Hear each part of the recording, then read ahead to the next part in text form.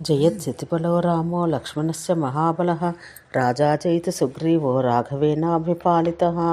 హనుమంతుడు తన కుమారుడైన అక్షుణ్ణి అంతం చేశాడన్న వార్త విన్న రావణుడు దుఃఖాన్ని దిగమింగుకున్నాడు. ఆ క్షణంలో అతనికి మహాక్రోధం వచ్చింది. దేవేంద్ర సముడైన తన జ్యేష్ఠ నందనుడగు ఇంద్రజిత్తును చూస్తూ, వత్స, నీవు శస్త్రాస్త్ర కోవిదుడవు, పైగా బ్రహ్మను మెప్పించి దివ్యాస్త్రాలు అనేకంగా సంపాదించావు. మహేంద్రుని జయించిన నిన్ను యుద్ధరంగంలో దేవదానవులందరూ ఏకమైనా జయించలేరు. అందరినీ నీవే జయించగలవు. జగత్రయంలో నీకెదురు నిలిచి పోరగలవారు లేరు. నీ అస్త్రబలం ముందు సురాసుర మరుద్గణాలే నిలవలేనప్పుడు సామాన్యుల విషయం వేరే చెప్పాలా? తపోబల భుజ పరాక్రమ శక్తులు నిన్ను సర్వదా సంరక్షిస్తూ ఉంటాయి. మహాధీశాలివి, దేశకాల జ్ఞాతవో, అసఖ్య పరాక్రమ సంపన్నుడవు అయిన నీవు ఆదిలో బుద్ధిశక్తితో యోచిస్తే అసాధ్యమన్నదే నీకుండదు. భవదీయ దేహశక్తి అస్త్రశక్తులను గ్రహించిన వాడు జగత్రయంలోనే లేడు. నాకు సరితూగగల తపశ్శక్తి అవక్ర పరాక్రమము నీలో ఉన్నాయి.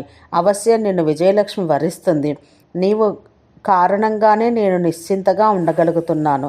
ప్రియపుత్ర, కింకరులు, జంబుమాలి, ఆమర్చనందనులు, 7 పంచసేనా నాయకులు, రథ అశ్వ గజ సైన్యాలు, చివరకు నీ తమ్ముడు అక్షుడు అంతమైపోయారు.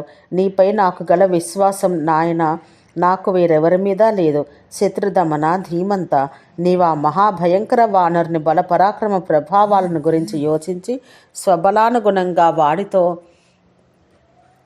అమిత వేగంతో పోరాడి రావాలి. శత్రుబలాన్ని చూసుకుంటూ స్వసైన్యం నాశనం కాకుండా కాపాడుకోవాలి. ఆ భీకరాకారుడు మన వారిని సమూహంగా నాశనం చేసేశాడు.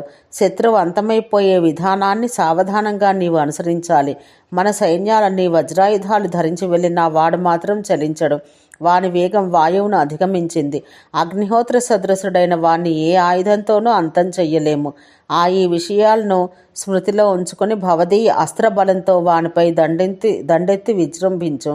రణరంగానికి నిన్ను పంపడం నాకు ఇష్టం లేకపోయినా రాజధర్మ క్షాత్ర ధర్మాలను పురస్కరించుకొని నిన్ను పంపుతున్నాను. వివిధ ఆయుధాలతో పోరాడడంలో స్వశక్తిని గ్రహించి జయించిరా అన్నాడు. అంత మహాబలపరాక్రమ సంపన్నుడైన ఇంద్రజిత్తు యుద్ధ సన్నద్ధుడై తండ్రికి ప్రదక్షిణ నమస్కారాలు చేశాడు. స్వజనులందరూ ప్రశంసిస్తుండగా ఇంద్రజిత్తు మహోత్సాహంతో పురోగమించాడు. పర్వ సమయంలోని సాగర సమంగా మహా తేజస్శాలి అయిన ఇంద్రజిత్తు హనుమంతునితో యుద్ధం చేయ మహోత్సాహంతో బయలుదేరాడు. పదునైన కోరలతో ఉన్న పెద్ద పులులు 4 పూంచిన ఓ రథం అతనికి వచ్చింది.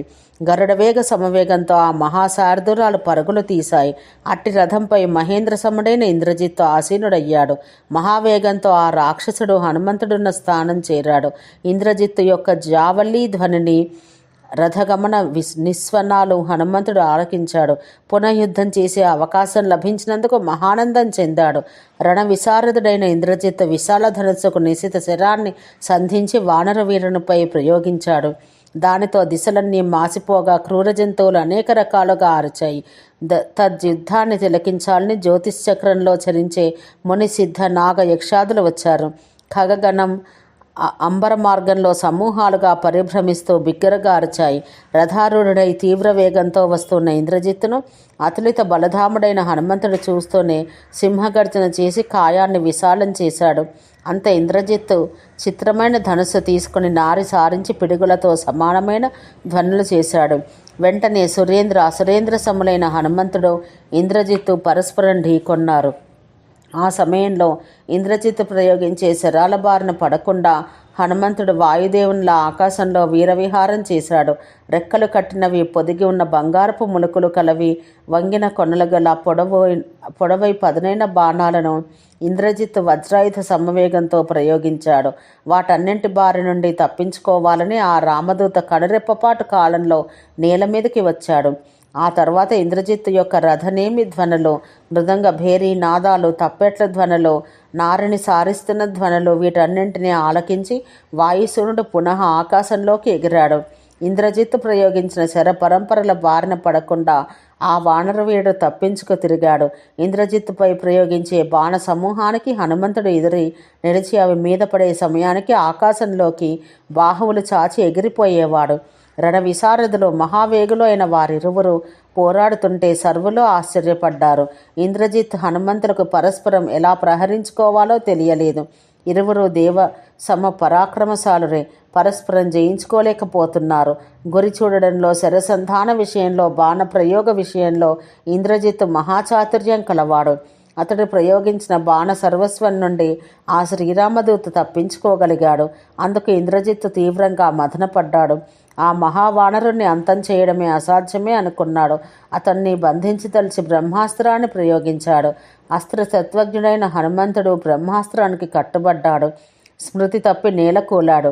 బ్రహ్మాస్త్రానికి తాను కట్టుబడిపోగా దేహ వ్యాపారం స్తంభించిపోయినట్టు వాయునందనుడు గ్రహించాడు. స్వయంభవ మంత్రాభిమంత్రితమైన అది బ్రహ్మాస్త్రమని గ్రహించగానే అతడు బ్రహ్మదేవానుగ్రహం కోసం యోచించాడు.